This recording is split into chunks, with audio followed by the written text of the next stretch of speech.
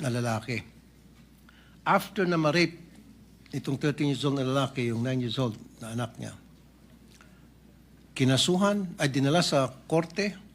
At anong ginawa ng korte, dahil mayroong Juvenile Justice Act tayo, walang nagawa yung fiscal kundi pakawalan. And then, 2 weeks after, nang rape ulit. Again, pinakawalan. Tinawagan kong piskal. Pasensya na. Yun po yung batas. Kailangan pakawalan. Pangatlong beses, nang rape na naman.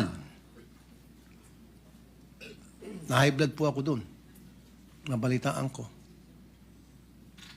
At hindi lang po yung unang insidente na nakarating sa akin na kung saan yung mga minor de edad naging recidivist pa ulit-ulit na lang gumagawa ng heinous crime.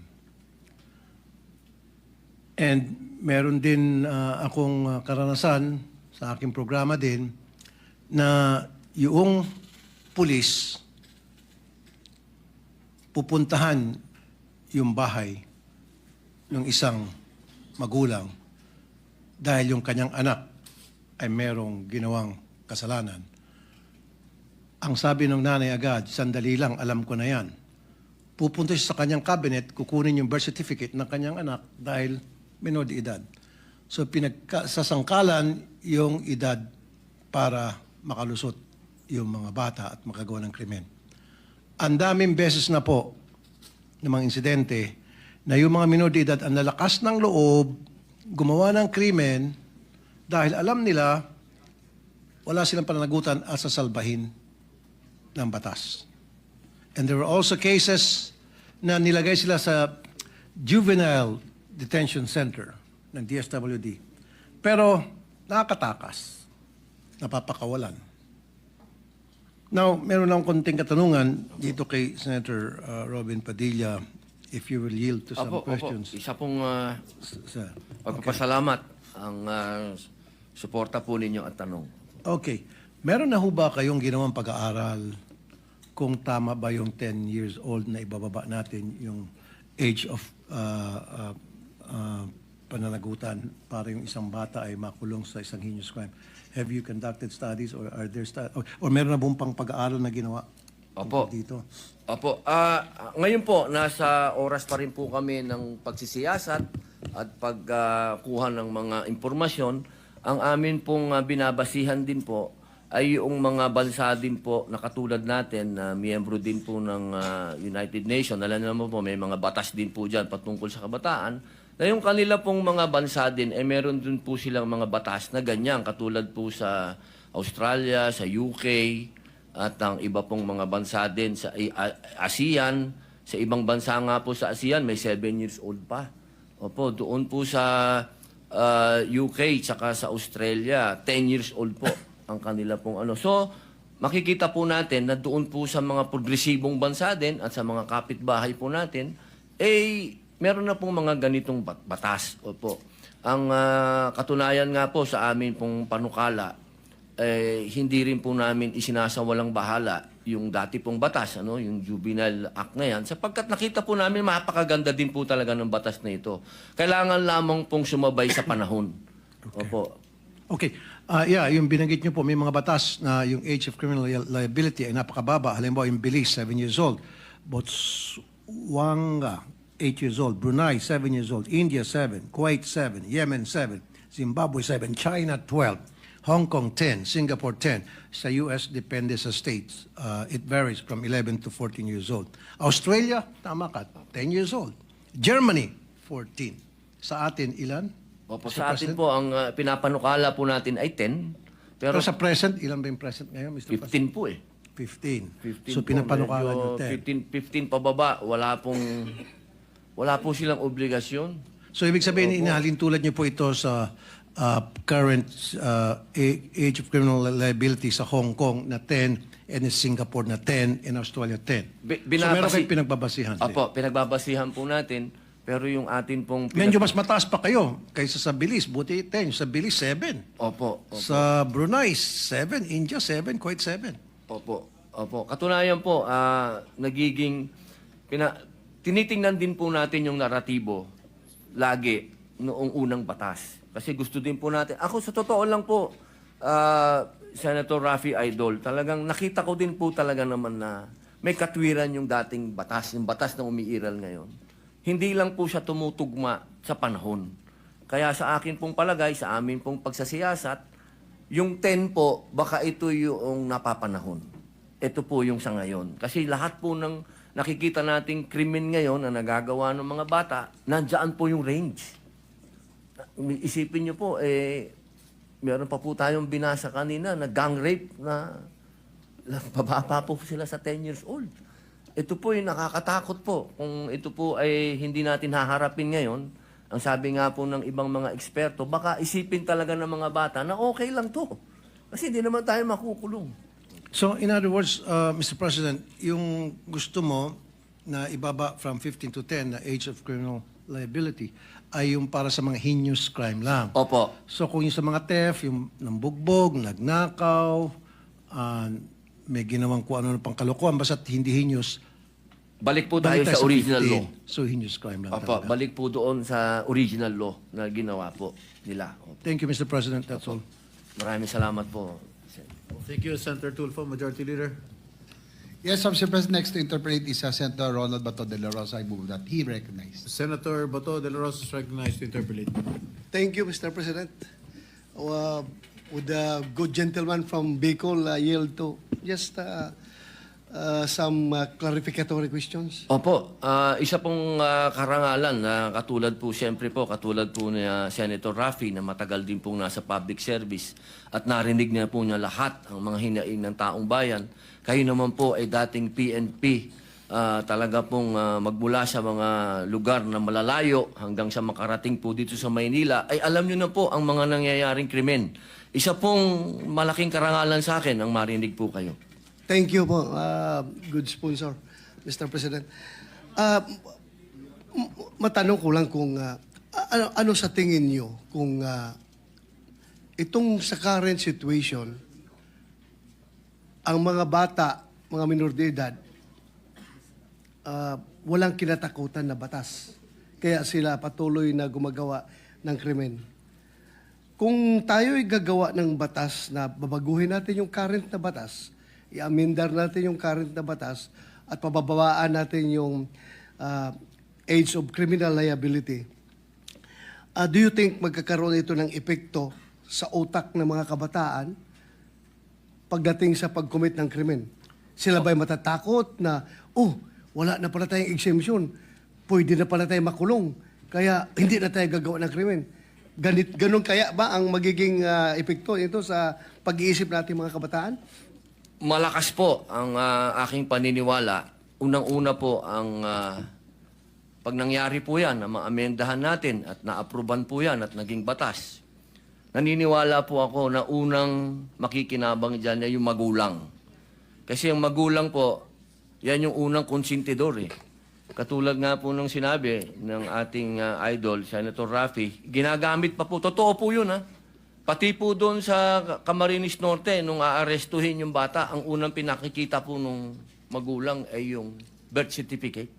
Totoo po yun. Ginagawang tsapa yung birth certificate. So siguro po, mas malinaw ko pong sasabihin sa inyo na kapag ito po ay naging makatotohanan at nangyari yung amenda, ito po ay hindi lang yung bata. Una na, yung magulang, magkakaroon na po siya ng lesson, magkakaroon na po siyang maging mangunsinte. Pangalawa, yung alam niyo po, hindi ko na po ipagkakaila sa inyo. Nung minsan nagkaroon na rin tayo dito ng pagdinig, sinabi ko naman na alam natin ang underworld. At alam niyo rin po yan, General. Ang unang mga inaalagaan talaga ng mga sindikato, bata. Huwag na po natin yan i-deny. Kasi yan po ay makatotohanan. Kahit po sa bilangguan, ang unang-unang inaantay na dumating dyan, yung inosente at ignorante, yung walang aral, bata, kasi yan ho'y madaling doktrinahan. Isipin nyo, sa kalsada, sa ngayon, kung itong ganong klaseng paniniwala, ang ihaharap mo sa mga bata, sige, gawin mo yan, hindi ka makukulong. Yung lakas ng loob ng kabataan natin, dadagdagan mo pa ng tsapa? Tsapa yun eh. Hindi ka makukulong. Kaya ang kailangan lamang po natin, may batas na kakatakutan. Hindi lamang po yung bata, unang-una yung magulang, pangalawa yung sindikato. Kasi dapat po nating tingnan lagi yung malaking sakop po nito. At diyan po sa kalsada, tandaan natin, ang vulnerable dyan, bata. At lalo na po, pagdating po dyan, sa usapin ng manonood ka dyan, ng kung ano-ano na napapanood natin sa social media, bata pa rin. Kaya hindi napakahirap tanggapin na pag nakagawa na ng krimen, ang sasabihin sa'yo, bata yan. Pambihira. Saan naman naging bata yung gumawa ng heinous crime? Totoo po yun, Mr. President, good sponsor. I just would like to share with you my personal experience pagdating sa modus operandi ng mga criminal syndicates using bata. Ito po yun. Isa, nung meron kaming, nahuli na puser ng droga, ininterrogate namin kung saan galing yung kanyang supply. Sabi niya, galing daw sa Cotabato. So, paano nakarating sa Davao yung supply na yan? Ganito, sir, ganito. Kuninto sa akin. Yung pala, kahit anong gawin namin checkpoint doon sa border ng Cotabato at ng Davao City, walang mangyayari. Dahil, alam mong ginagawa, meron silang bata na ginagamit. Ang bata, pinapasundo doon sa labas ng boundary, binigay yung cake, cake. Sa loob ng cake, nandun ang shabu, tinago. So, pag bata dadaan sa checkpoint, ano yan? Sir, cake ito, sir. Padala ng deliver doon sa my birthday. So, yun ang ginawa na bata ang ginagamit na courier ng drugs. Now, isa pa, yung akyat bahay gang. Yung akyat bahay gang, hindi ito basta-basta makaakyat sa mga bintana, mga masisikip na lugar. So, ang ginagamit nila bata.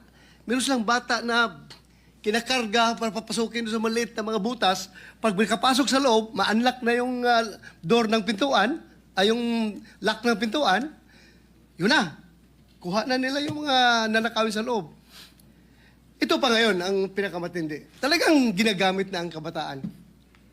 Ang problema natin nung na-enact yung batas na yan, I think it's about 2006. Dahan-dahan, nalalaman ng kabataan yung kanilang criminal exemption ay sila ginagamit ng sindikato. Ginagamit ng sindikato.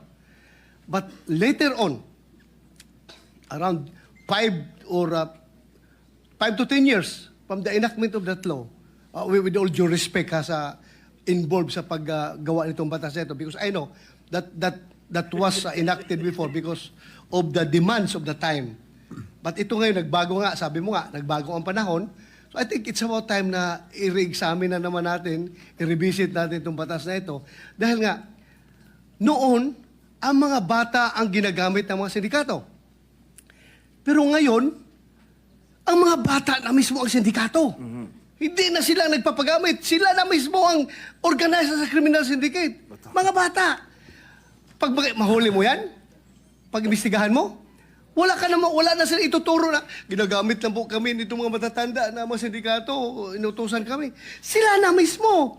At pag hinuli mo, tama ka, sinabi mo, pag huli mo, pag hawak mo sa bata, bubunot ka sa bulsa yan. Sir, birth certificate ko, less than 18 pa ako, less than 18 ako, sir, kaya hindi mo ko pwede arrestuin. Yun. Yan ang ginagawa talaga ng mga bata ngayon. Kaya, I hope that it's about time that we revisit this law para naman hindi po mga nasama na nabanggit yung mga list of crimes na nangyayari. Yung recently lang nangyari doon sa Tagum, Davao del Norte, isang estudyante, babae, scholar, pinasok sa bahay ng 2 minor de edad. Mabuti kung ninakawan lang. Pinatay pa. Pinatay yung bata. Bago lang doon sa amin sa Davao del Norte. So, I think, I hope na ma-action na natin ito ngayon Dahil kahit anong gawin mo, kahit anong sabihin, kahit anong dipinsa natin sabihin na maganda yung batas na yan, ginawa yan para sa kapakanan ng mga kabataan. Pero I think nakikita ko it's already indefensible na sabihin natin na hindi natin na dapat baguhin ang batas na yan. Pag sinabi natin na hindi yan baguhin dahil mali ang pagtingin natin sa sitwasyon. Ako, I've been a policeman for how many years and hanggang nag-retire ako, yan ang palaging reklamo, hindi lang ng pulis, hindi lang ng mga biktima, kundi pati parents mismo. Sabi ng mga parents, katigas ng ulo ng itong anak ko, sir, wala na akong magawa. Hulihin nyo, sir, bitain nyo yan. May mga parents magsabi sa akin, bitain nyo yan, sir, katigas ng ulong bata niyan dahil nga ayaw Disiplina. ayaw magpa-disiplina dahil alam nila na mayroong batas silang sinasandalan. Kaya siguro, it's about time lang, Mr. President, good gentleman. Maraming salamat po sa pakikinig mo sa aking sinishare. Thank you po. Thank you, Senator Bato de la Rosa.